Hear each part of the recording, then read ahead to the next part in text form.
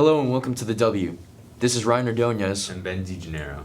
This episode we focused on the Vox Pop and informational news. The Vox Pop is a tool used in many forms of media to provide a snapshot of public opinion.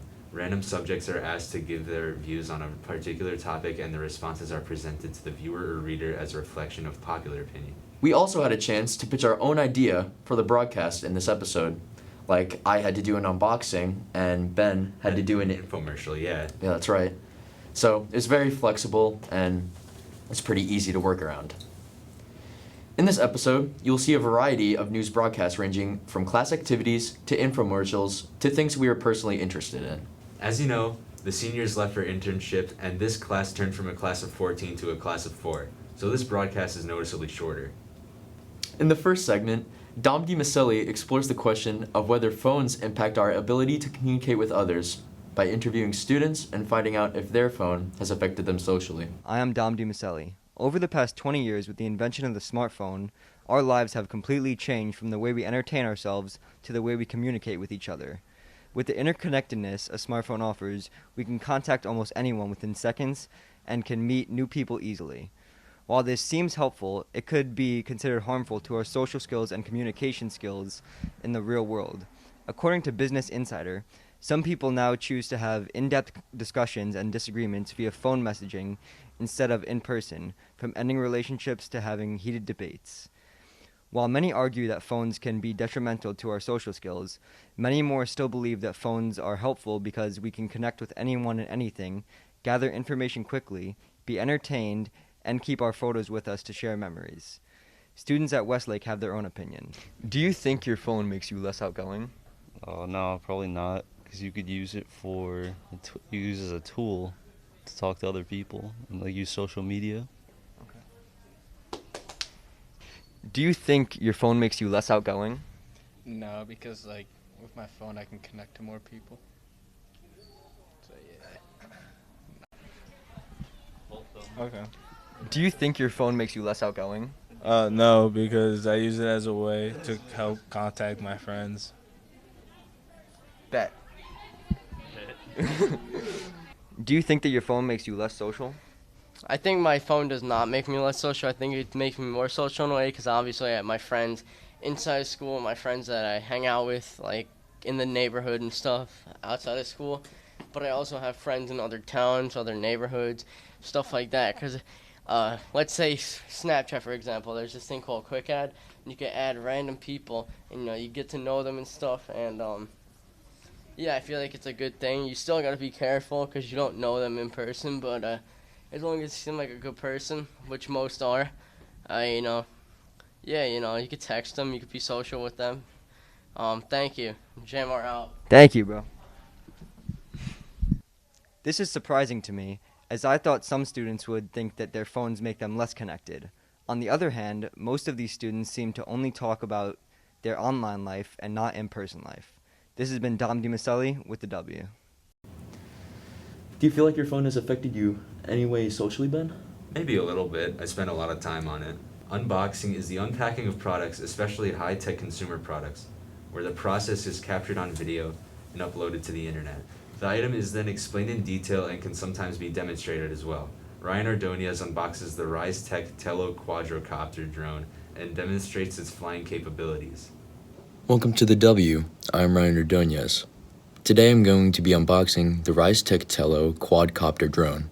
As you can see, the drone is no bigger than the size of my hand and is very easy to carry around and handle. If you look closely, there's a high-quality camera that can shoot HD videos and take high-quality pictures.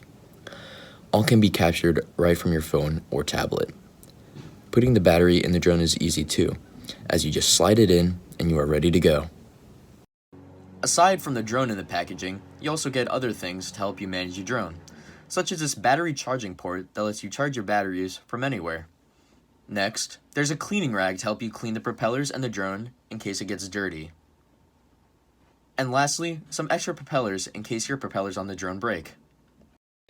If you're ever in the market for an affordable, durable, and fun drone, the Tello drone would be a perfect choice. Back to you in the studio. Ryan, what did you learn about the process of making an unboxing video, if there is any? It's mostly just showing off what's in the box and giving a good review on it and hoping people will maybe buy it. That's pretty cool, Ryan.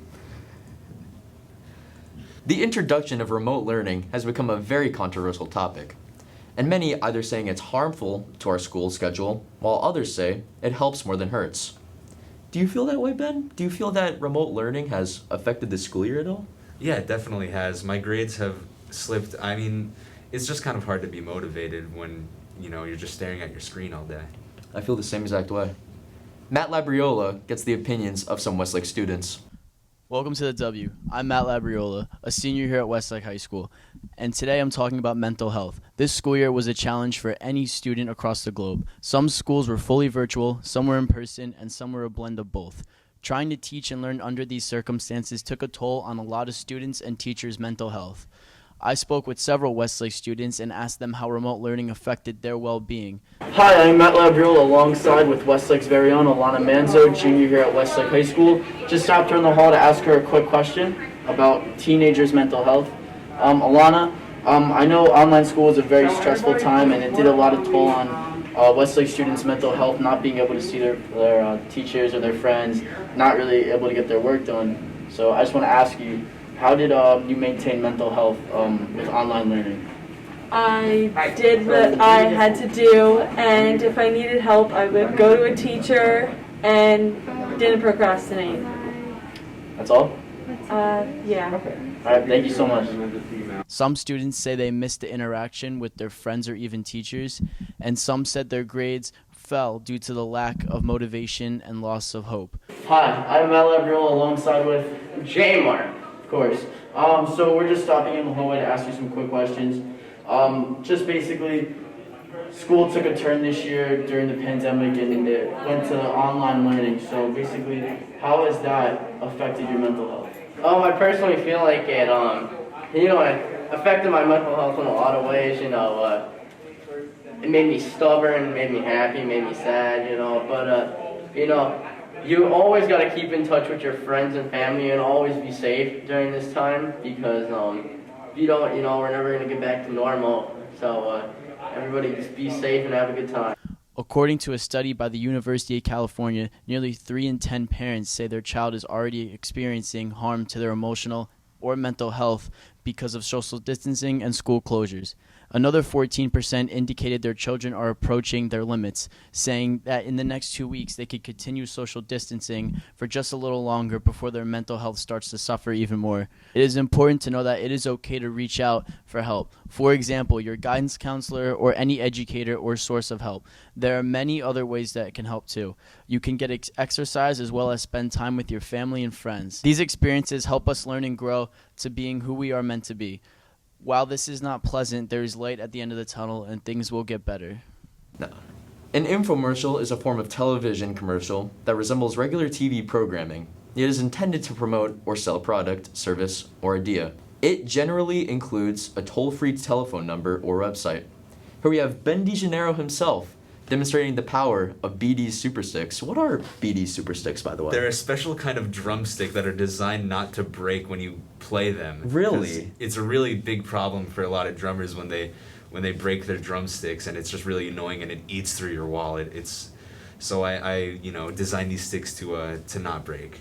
Really? I might have to pick up a pair or two. Drummers, has this ever happened to you?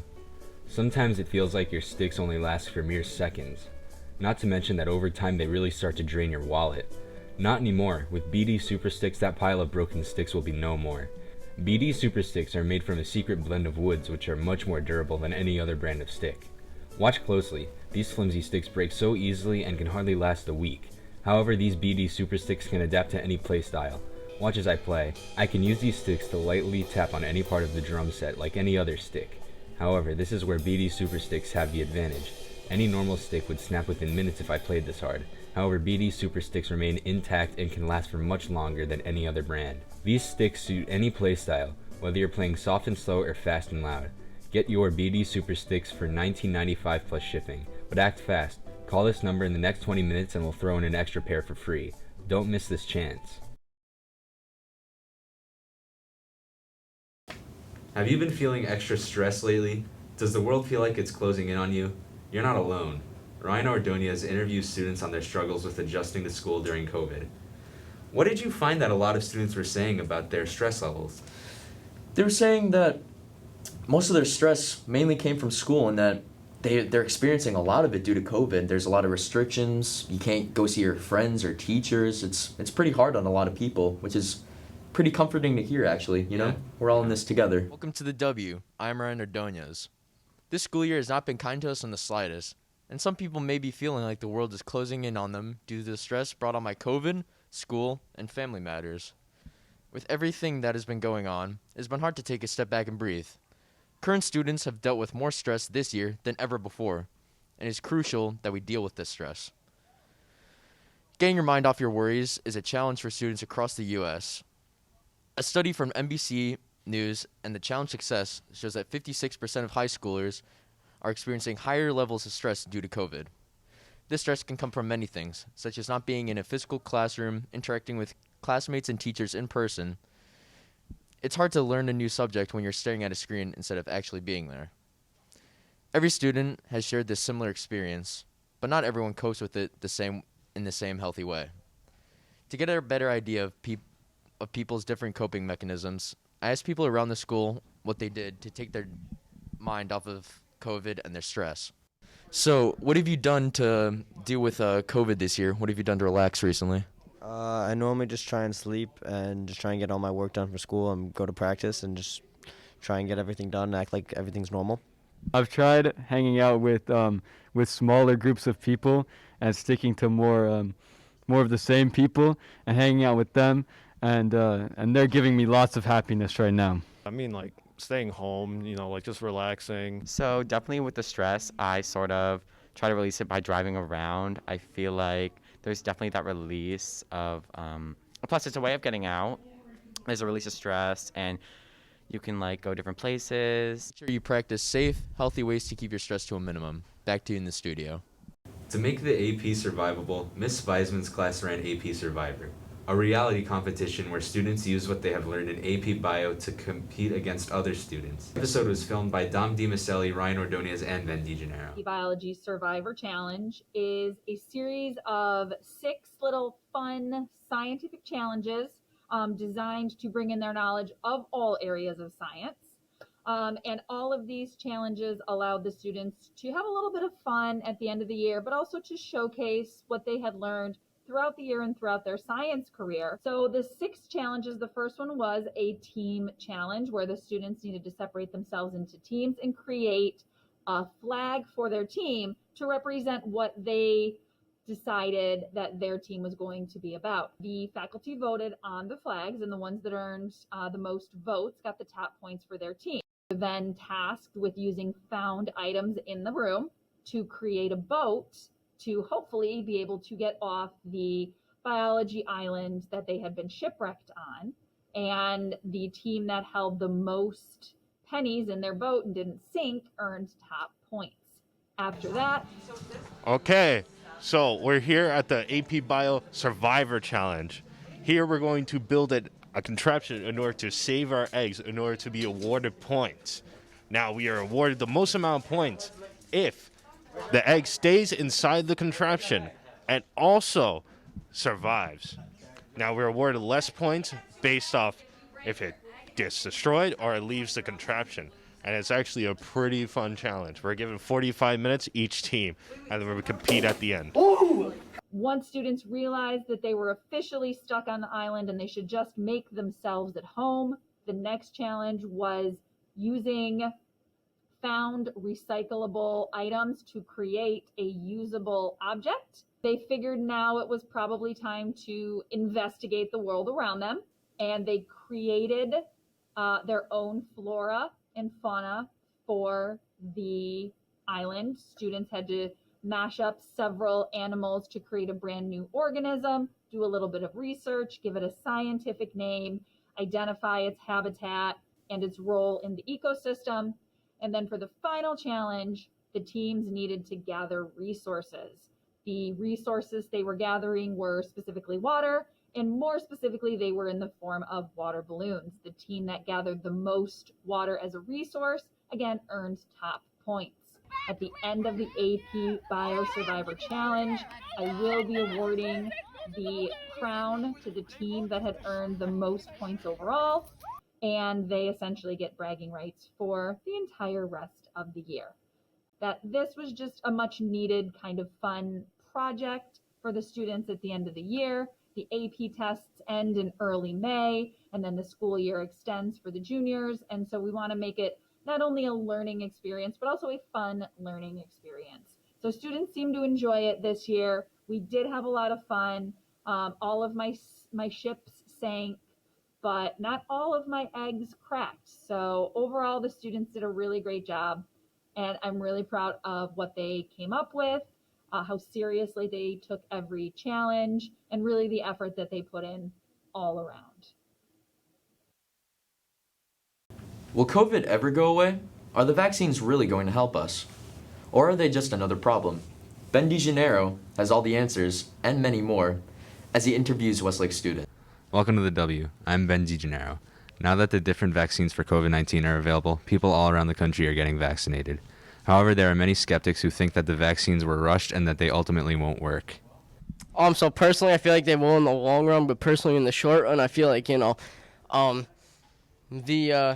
Moderna, I feel like it's a really good shot, but some of the other shots, I don't have enough evidence about them so far to see if they're actually going to work or not. So, I feel like we got to be careful and see what's going to happen. But my personally prediction, I feel like it's going to work in the long run. Thank you. Jay Moore out. All right, thank you. As more and more people get vaccinated, a very vocal group of people are voicing their doubts and concerns. I asked students and faculty their opinion on the vaccine. In general, most seem to be trusting. However, there were some concerns about specific types of vaccines. According to the New York Times, many people are resistant to receiving a vaccination for COVID-19. Some say they are doing it for the purity of their bodies, while some are doing it for their political standings. Do you think that the COVID-19 vaccine is going to work for everyone in the long run? Yes, because many doctors and scientists have tested it to see if it will work in the long run. I think it will. I mean, it definitely is tough. You got all the side effects and, it makes your arm really, really sore. But I think that if you take both doses, it'll be very influential for many people out there. So I think it'll be very good. I think they will. I think based on the precedent set by other vaccines, it's probably going to follow through. So that's what I'm hoping. So we'll see. While millions in the United States alone are getting their shots, the number of people who are refusing may curb the effectiveness of the shot. The goal is to return to normal life, and the only way to do that is to reach herd immunity. If you still haven't gotten the vaccine, try to get one as soon as possible. Yes, while the vaccines are still new and nobody knows how well they will work, it's still better to be safe than sorry. Back to you in the studio. So, what did you find with the Westlake students' concerns with vaccines? I generally found that people were trusting in them. However, they didn't really think they could feel so certain about everything because they are new. They are, a bit experimental, as some would say. I had the chance to edit a pretty cool class activity in Miss Morris's Photo 2 class. The film and interview were done by Ryan Dearson, a 2021-22 future broadcast member. Miss Morris explains to us what stop-motion splash photography is. The project is about capturing movement using a very fast shutter speed, and it's typically called splash photography. We see splash photography probably not every day in everyday life, but we do see the concept of fast shutter speeds in everyday life. So for example, any sort of sports photography would use a fast shutter speed, even a lot of documentary photography that we might see on the news. Splash photography might fit under more of a advertisement photography, so we might see it in an advertisement for, let's say, a soda or some sort of beverage, or even sometimes products will use splash photography as a way of really focusing on a single object. The thing I enjoy most about the project is the troubleshooting, so working with the students, trying to figure out what works best in terms of lighting and exposure, and also just playing and experimenting to see how we can do the same sort of photograph but use different props and different setups. Every year, the art and photo clubs have a chalk contest. This year, it's the studio art classes. The theme, you ask? The great outdoors. I love the great outdoors, Ryan. You can't go wrong with a good tree. Thanks for tuning in this year. We look forward to sharing our news with you next and encourage you to become a member of the W. Have a great summer. Thanks for watching. This has been Ryan Ordonez. And Ben DiGennaro. Back to you in the studio. We are in the studio, Ryan. They don't know that.